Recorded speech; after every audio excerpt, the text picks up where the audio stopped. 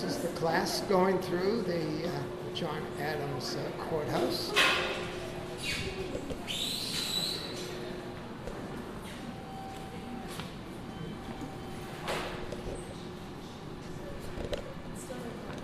It's still recording. Yeah, it is now.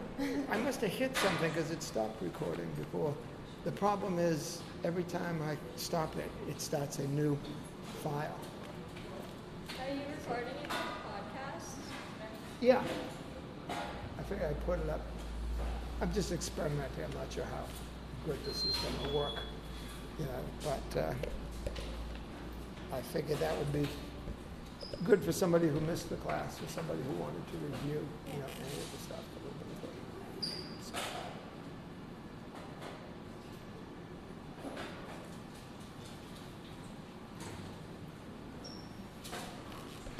Well, I see the end of the line, so we're not too far away.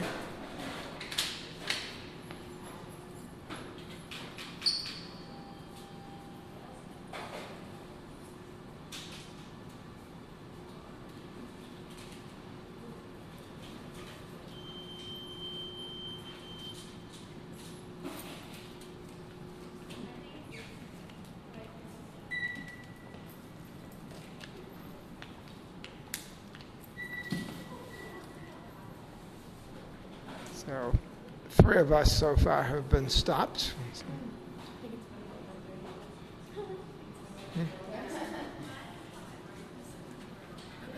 Yeah, I stopped going over to the State House for years because I didn't want to go through this. Every time I went through, I'd have to take my belt off. My belt buckle would be setting off the machine. So.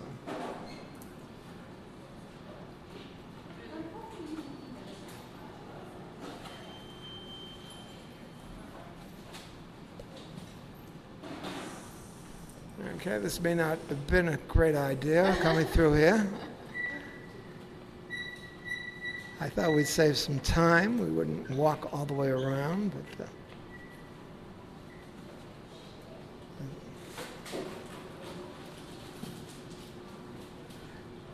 the good news is we don't have to go through a checkout to leave the building, so.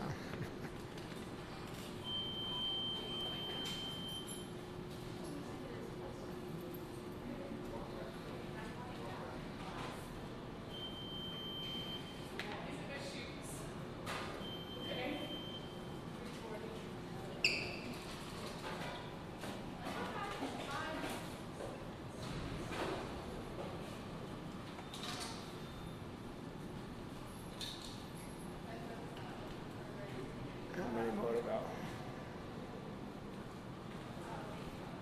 Let's see. 4? Okay. Only 4 more to go.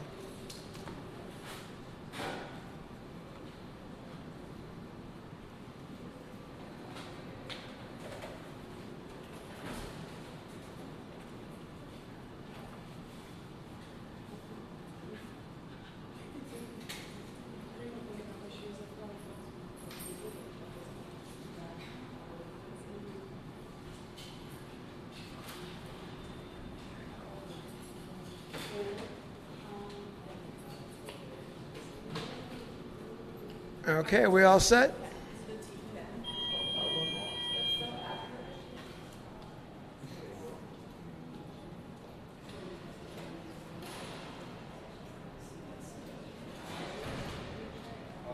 Okay, thank you very much. Okay, we'll go down.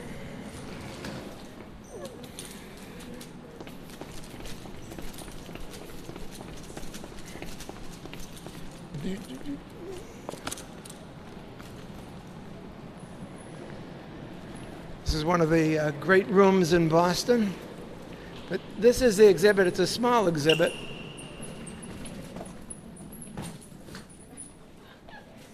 We're supposed to set off the lights. I don't know. Didn't work. Okay, there's John and Abigail Adams. And John Adams, in the, I think it was the preamble of his, the Constitution, is the Declaration of Rights, that all men are born free and equal and have certain natural, essential, and unalienable rights. Sounds very much like Thomas Jefferson, among which may be reckoned the right of enjoying and defending their lives and liberties, and that of acquiring, possessing, and protecting property, and find that of seeking and obtaining their safety and happiness. And it was this part of the Constitution that the state Supreme Court, which now meets in this building, but didn't in those days. This building hadn't been written, used to abolish slavery in the state of Massachusetts.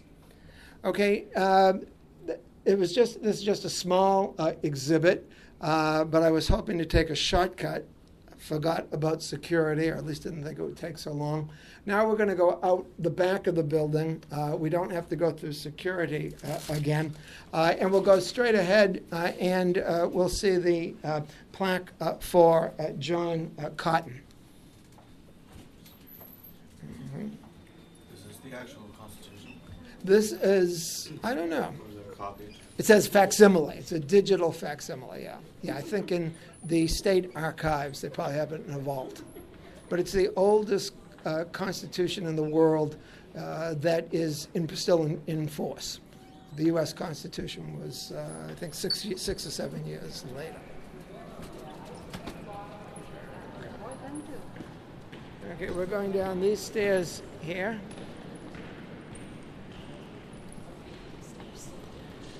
This gives you an idea of the hill. As we've come down one set of stairs, now we're coming down another.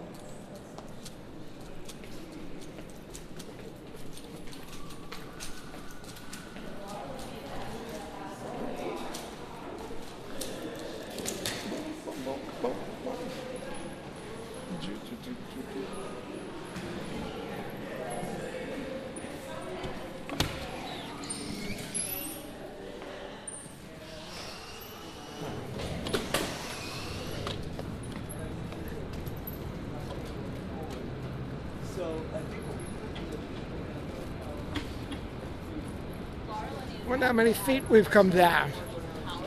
You think that's been about 30 feet? Yeah. Yeah. Obsessed with Laura Lenny? Obsessed with everything. I love her.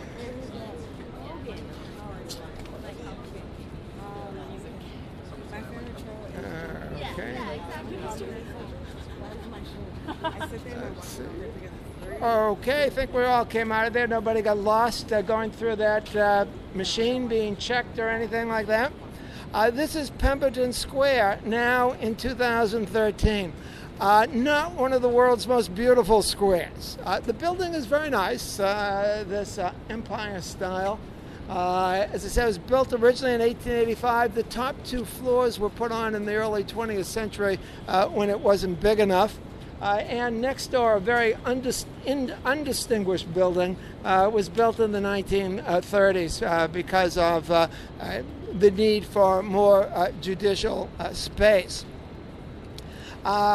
This was Gardner Green's garden. Gardner Green's mansion would have been somewhere where the stairs go down towards Government Center, but you can see how we're on Beacon Hill. We're up about 30 feet. It's probably another 30 feet up to Somerset. So it was a very, very steep hill. This was all solid earth that was taken to fill in the land where North Station and the TD Bank Garden is. In the 1835, a Lewisburg Square type community was built here. The row on the other side, like the current building, was circular, and on this side there were flat buildings that did not go all the way out to Somerset Street. There were another set of buildings on Somerset Street with not much room between them.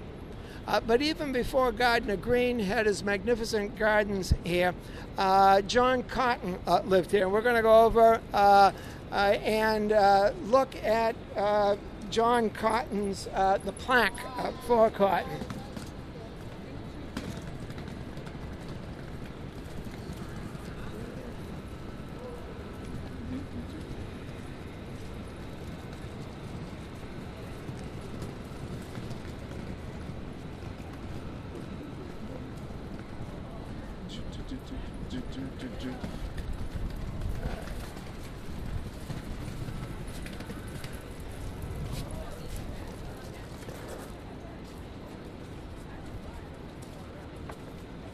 Okay, this square was not intended to be a parking lot, but you can see, I'm sure it's been convenient for many people to park here. This is a likeness of John Cotton. He was, he was the second minister of the First Church of Boston, 1633 to 1652. And also lived here, was the governor of Massachusetts after Cotton's death. I guess part of the same time, 1636 to 1637. When this was put up in 1930, the 200th anniversary of the city of Boston, do you think this bench or this bench enclosure existed? No. It was on the side of the barristers' building, which was one of the legal buildings in the square. Very convenient for lawyers to have their offices here and then practice in the courts across the square. In urban renewal in the late 60s, or the late 50s, early 60s, all of this was torn down when Government Center was made. And the last remnants of the residential area were taken, as well as newer buildings. The north side of the square emptied into Howard Street, which once connected Somerset Street and Tremont Street. In earlier times, in the early 19th century, it was a Beacon Hill upper-class neighborhood with wealthy families having mansions there. There was also a church there that became the old Howard Athenaeum, which is, I said, was the most famous burlesque hall in the city of Boston. It lasted until 1952 when it was closed. The building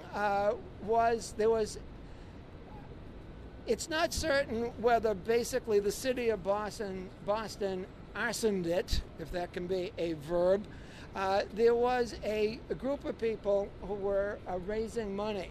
They needed $1,600,000 in 1960 dollars or 1958 dollars in order to save the building and refurbish it.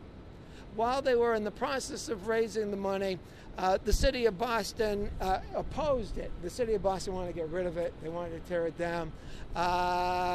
And mysteriously, there was a fire that burned it down. Now, it was a derelict building. There were no doubt homeless people who would hang out there. It may have been an accident. Those people who were proponents of keeping the old Howard alive, Abbott Costello played there, Jack Benny played there,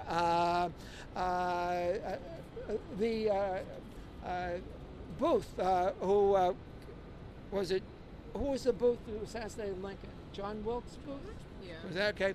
Well, he came from a big theatrical family. He was a major actor. His brothers were even bigger actors, and they all performed at the old Howard in Shakespeare plays and other kinds of plays. So it did have historical value, and it would have been interesting. Would have been interesting to keep alive today. Unfortunately, there is only the plaque that has survived. So we're going to walk down to the end of Pemberton Square. As you look around, imagine how it looked like in, let's say 1813, when it was a beautiful gardens and very steep. We wouldn't have been able to walk as we're doing, but it went all the way up like we've just come down all those sets of stairs. And also imagine it as it would have been, let's say, in 1843 or 1853 when this was a fancy residential square like Louisburg Square. So we're going to head down this way. You have to do a lot of imagination. There's not too much now that is worth looking at. Okay?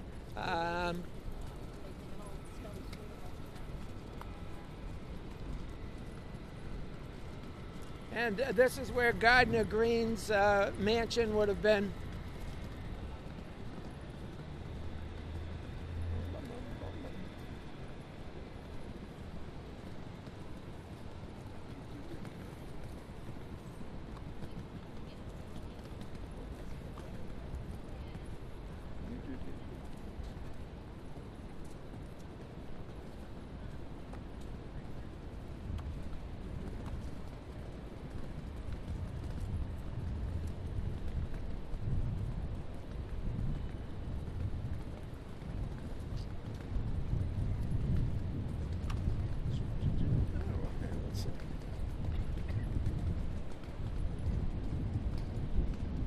What's this? I forgot a plaque.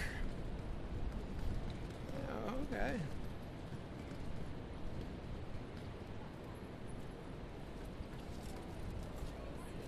I forgot about this one. Okay. Unfortunately, it's the only worst thing that only plaques surviving is where you can only see graves or something like that. But this is a plaque to Governor John Endicott, who lived here. And Elihu Yale, who was the founder of Yale College. I'm not sure he founded it. I think somehow his name got attached to Yale, which probably means he left. I think he left them a library, a whole bunch of books. I don't think he was actually the founder of Yale. But it was born here in 1648. So we had Cotton and another governor, Governor Vane, over the other side of the square, and Governor Endicott and Elihu Yale here. Okay, the square would have ended here. It wouldn't have continued, and this would have been sort of an alleyway, or there might have even been a house over here. Into Howard Street.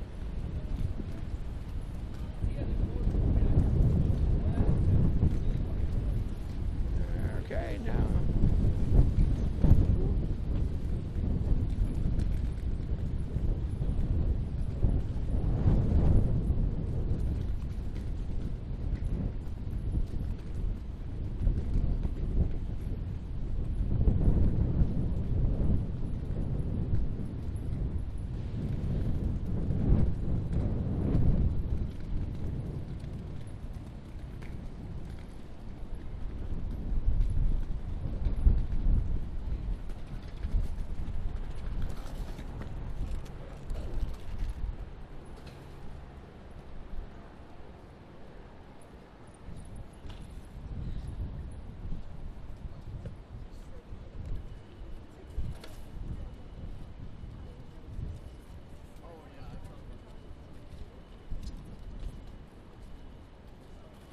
It looks like the weather is getting a little bit stormy here.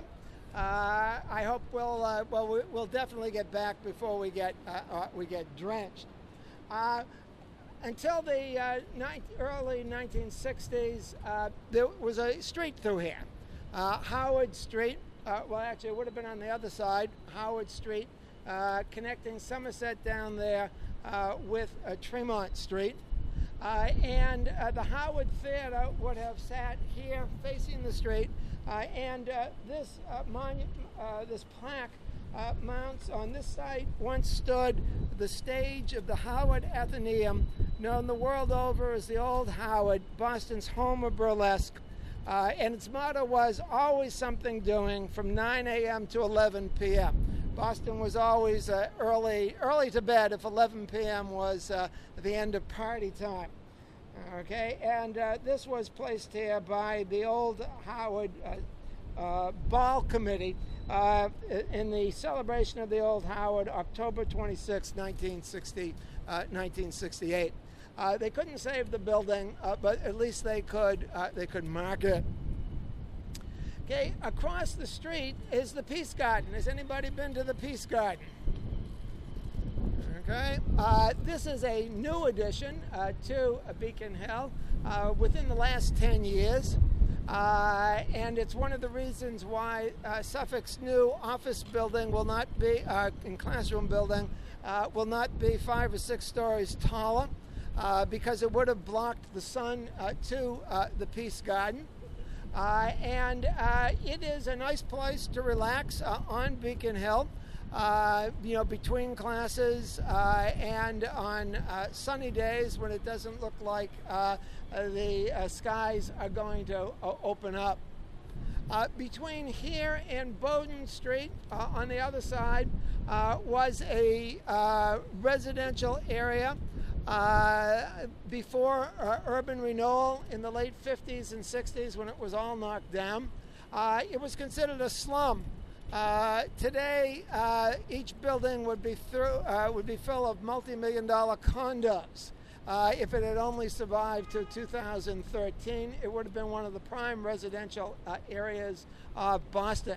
On the other side of the Peace Garden, you can see the backs of newly built Beacon Hill style, that is brick townhouses that have been built in the last few years. In part, they all were built for money because they were very profitable, but in part to restore this area as a residential area.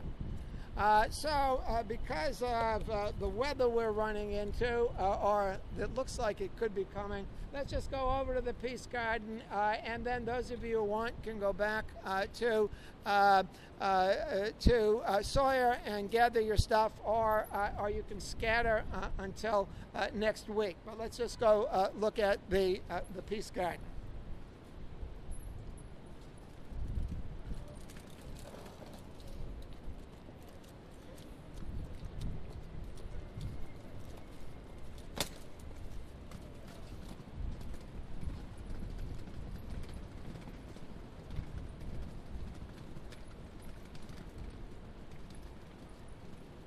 I guess its official name is the Garden of Peace rather than the Peace Garden.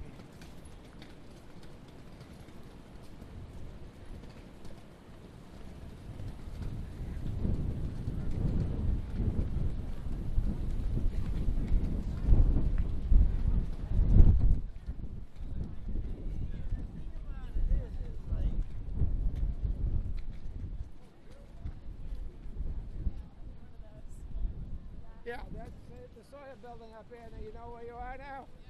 Okay. Yeah, there's the Sawyer building, so if, you need to orient yourself to get back.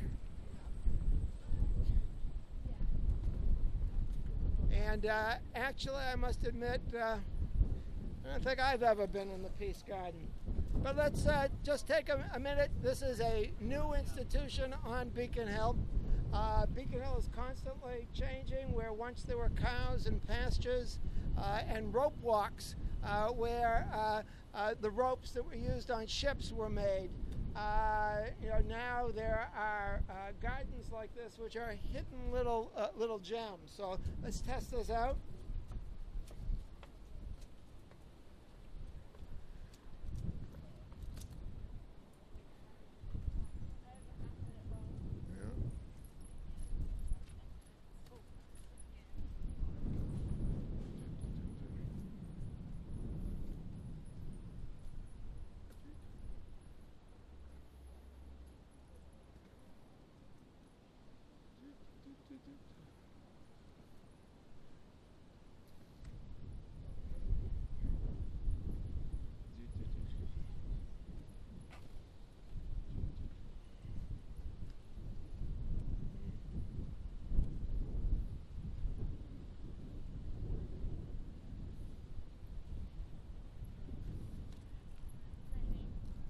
Yeah, this was basically a hunk of concrete and very much unused space until this Garden of Peace was built to honor these victims, I presume, of violent crimes in Boston or in the state of Massachusetts.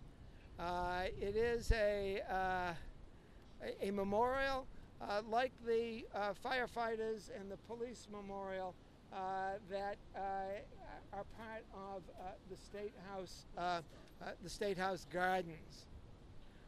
Okay, well, there are also other undistinguished kinds of benches here that go over to Bowdoin Street if anybody has to go over to the Archer Building or the Donahue Building. Otherwise, you can walk up the hill and get back to the Sawyer Building. If you don't get a chance to go to see the Shaw Memorial, the Hooker statue, and the Emancipation Group before next week, we'll